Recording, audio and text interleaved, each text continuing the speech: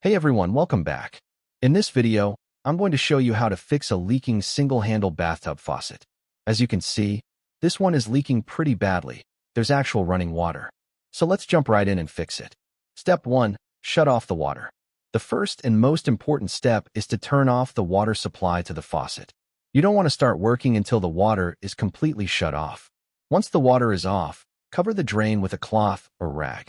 This will keep small parts from falling in and getting lost.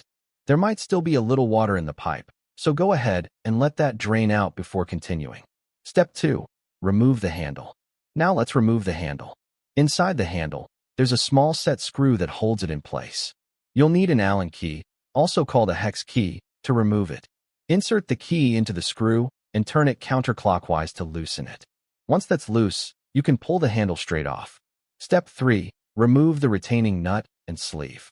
Next, there's a retaining ring, or nut, you need to remove. Use a tongue-and-groove plier to grip it and turn it counterclockwise. Once it's loose, just pull the sleeve off. Step 4. Remove the cartridge clip. Now you'll see a small metal clip holding the cartridge in place. Carefully pull this clip out with pliers. It should slide right out. Step 5. Inspect and replace washers and springs.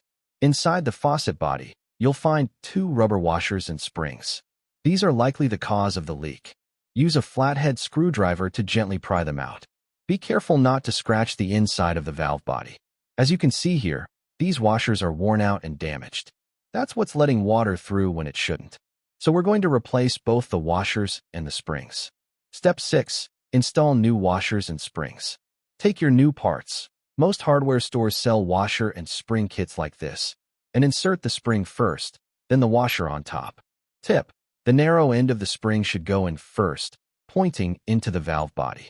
I like to press the washer in firmly with my thumb to make sure it's seated properly. Repeat this for the second one. Step 7. Reinstall the cartridge. Now we're ready to put everything back together. Slide the cartridge back in. Make sure the white plastic tab lines up with the groove inside the valve body. That's how you know it's seated correctly. Then, reinsert the metal clip to lock the cartridge in place. Step 8. Reassemble the faucet. Slide the sleeve back on, making sure the O-ring is in the correct groove and hasn't fallen out of place. Then screw the retaining nut back on and tighten it with your pliers. Now reinstall the handle, tighten the Allen screw, and make sure the handle is nice and snug. Step 9. Turn on water and test. Finally, turn the water supply back on and test your work. No more leaks. The faucet is fixed. Thanks for watching. If this video helped you, please give it a thumbs up, subscribe to the channel for more DIY repairs, and drop a comment if you have any questions. See you in the next one.